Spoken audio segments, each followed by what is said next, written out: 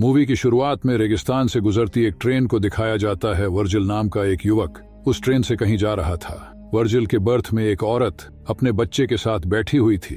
हुलिये से वो दोनों काफी गरीब और भूखे लग रहे थे। कुछ देर बाद ट्रेन एक जगह रुकती है। वर्जिल जाने से पहले उस औरत को अपना आधा ब्रेड दे देता है। वर्जिल जिस जगह रुका था वो जगह काफी सुनसान लग रही थी। वर्जिल ने आने से पहले एक गाड़ी बुक की थी, लेकिन वह गाड़ी अब तक वहां पहुंची नहीं थी। तब वर्जिल वहां मौजूद इकलौते दुकान में जाता है और दुकानदार से टॉयलेट के बारे में पूछता है। दुकानदार उसे वहां की लोकल भाषा में जवाब देता है।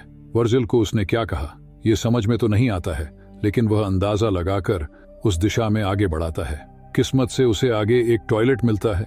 टॉयलेट अंदर से काफी ज्यादा खराब होता है, लेकिन और कोई ऑप्शन ना होने की वजह से वो वहीं बैठ जाता है। कुछ देर बाद वर्जिल ने बुक की हुई गाड़ी का ड्राइवर कीट उसे आवाज लगाता है। अगली सीन में किथ और वर्जिल को कंपाउंड नाम की जगह की तरफ जाते हुए दिखाया जाता है। उन दोनों के बीच गाड़ी के किराए को लेकर थोड़ी देर बहस होती है। गाड़ी का ड्राइवर उसे गाड़ी का पहले से तय कीमत से काफी ज्यादा किराए की मांग कर रहा होता है, और क्योंकि वर्जिल उस जगह नया होता है तो उसे उसकी बात माननी ही पड़ती है। थोड़ी देर बाद गर्मी की वजह से वर्जिल एसी बढ़ाने की कोशिश करता है, लेकिन कीट उसे यह कहकर मना कर देता है कि इससे इंजन का प्रेशर बढ़ेगा और वो बंद भी हो सकता है। कुछ देर ट्रेवल करने के बाद गाड़ी का टायर पंचर हो जाता है। वर्जिल गाड़ी का टायर बदलने में उसकी मदद करता है।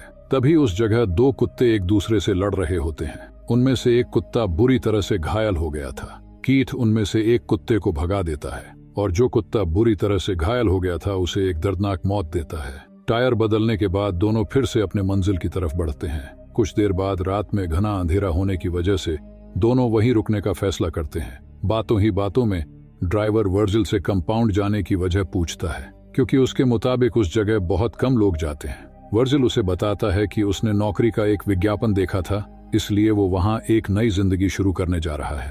अगली सुबह दोनों उस जगह से आगे बढ़ते हैं। इस बार गाड़ी वर्जिल चला रहा था और कीट आराम कर रहा था। कीट सो रहा है ये देखकर वर्जिल एसी की स्पीड बढ़ा देता है, लेकिन उससे गाड़ी के इंजन पर प्रेशर बढ़ जाता है और गाड़ी बंद पड़ती है। कीट को वर्जिल की हरकत समझ आते ही वह वर्जिल को काफी कुछ सुनाता है। जब कीट गाड़ी का इंजन ठीक कर रहा होता है तब वर्जिल पास में ही टहलने लगाता है। गाड़ी से थोड़ी ही दूर उसे अजीब तरह के पत्थर दिखाई देते हैं। जब वह उन्हें पास जाकर देखता है तो उसे ये पत्थर असल में पत्थर ना होकर सोना है ये समझ में आता है।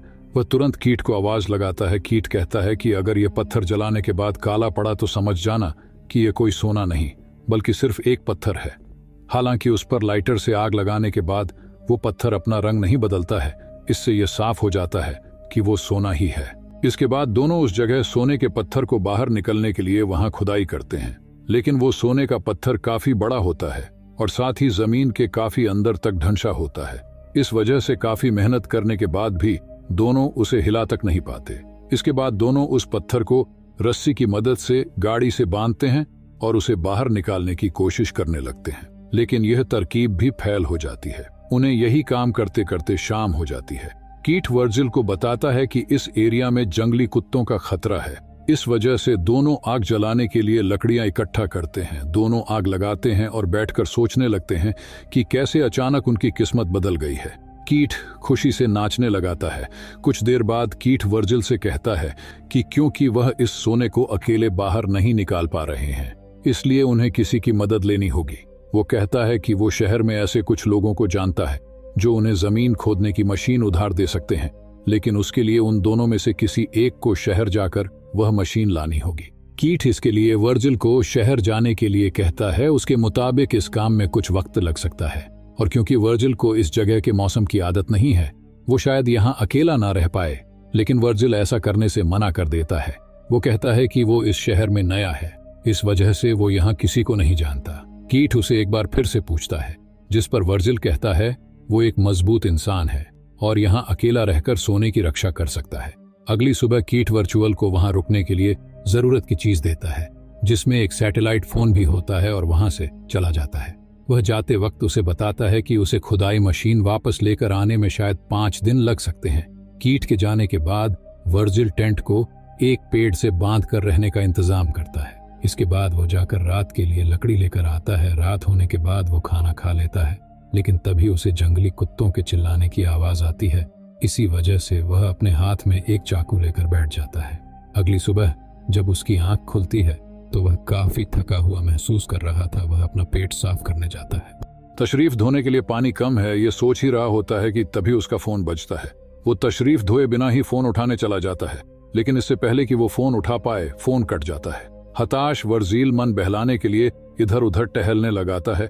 तभी उसे थोड़ी ही दूर पुराने हवाई जहाज के अवशेष दिखाई देते हैं। वह उसे शेल्टर के तौर पर इस्तेमाल करने के बारे में सोचता है, लेकिन सोना जिस जगह गड़ा होता है वो जगह वहां से काफी दूर होने की वजह से वह उस प्लेन की कुछ पार्ट्स अपने टेंट के पास लेकर जाता है। थोड़ी देर बाद थकान की वजह से वर्जिल टेंट में ही सो जाता है। जब उसकी आंख खुलती है तो वो देखता है कि धूप की वजह से उसके चेहरे का कुछ हिस्सा जल गया है। फिर वो सोने के पास बैठता है और खुद से ही बातें करने लगाता है। उसके दिमाग में सोने के कुछ हिस्से को पत्थर की मदद से तोड़ने का ख्याल आता है। वह एक पत्थर की मदद से सोने की एक छोटे लेकिन भारी टुकड़े को तोड़ता है। तभी उसे कीट का कॉल आता है। कीट उसे बताता है कि गाड़ी के इंजन में थोड़ी गड़बड़ी आ गई है, इस वजह से उसे खुदाई की मशीन लाने में थोड़ी देरी हो सकती है। वर्जिल कीट को बताता है कि उसे सोने के एक हिस्से को तोड़ने में कामयाबी हासिल हुई है।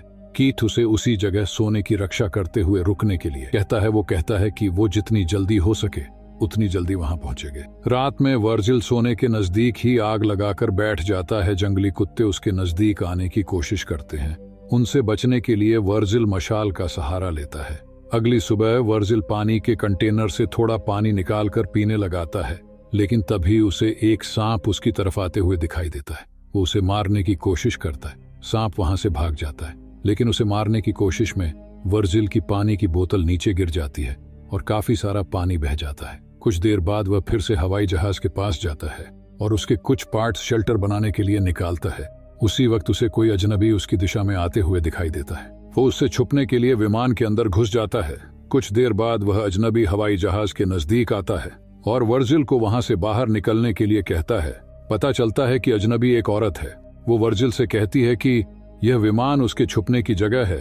वो उससे यहाँ आने की वजह पूछती है, लेकिन वर्जिल कोई जवाब नहीं देता। वो औरत वर्जिल को पानी और खाना देने की कोशिश करती है, लेकिन वर्जिल उससे कुछ भी लेने से इनकार करता है। उस औरत को वर्जिल का बर्ताव काफी अजीब लग रहा था।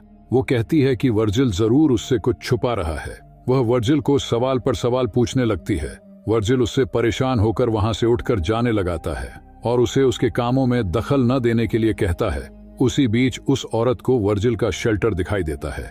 वो उसके शेल्टर को तोड़ने लगती है और उसे वहां से जाने के लिए कहती है। वर्जिल को उसकी इस हरकत से बहुत गुस्सा आता है और वह उसे वहीं पर जान से मार डालता है। इसके बाद वो उसके पास जो भी जरूरत की चीज थी उन्हें अपने पास रख लेता है और उसके शरीर को पास ही दफना देता है। लेकिन कुछ देर बाद एक जंगली कुत्ता उस औरत के शरीर को गड्ढे से निकालकर खाता हुआ नजर आता है।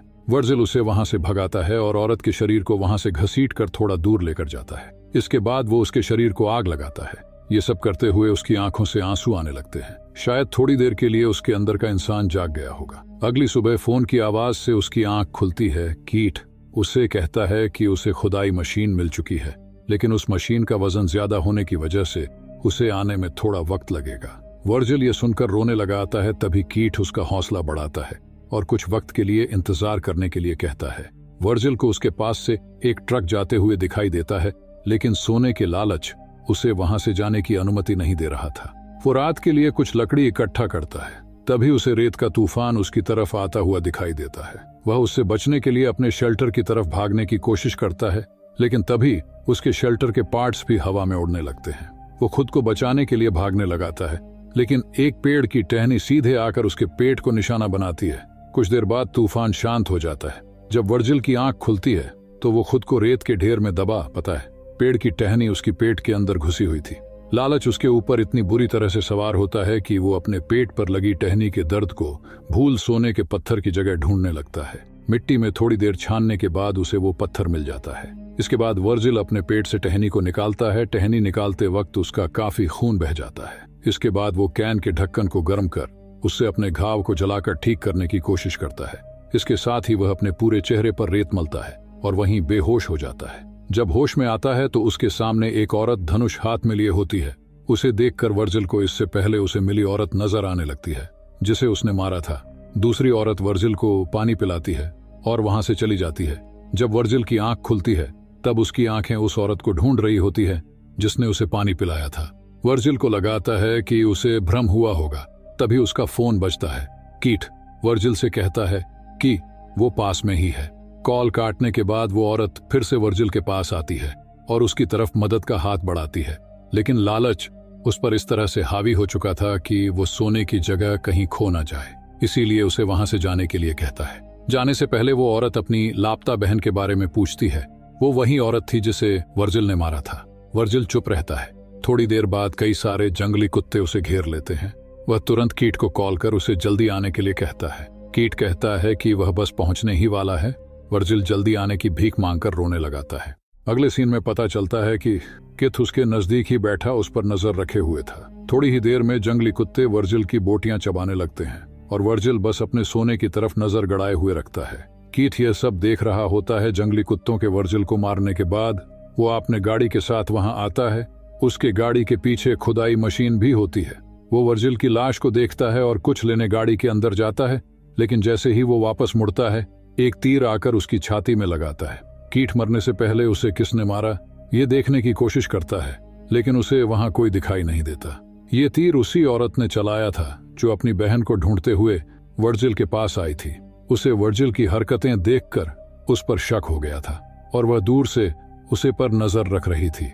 इसी से उसको वहां गड़े सोने के बारे में भी पता चल गया और उसने मौका देखकर आखिरी समय में कीट को उसके कर्मों की सजा दे दी।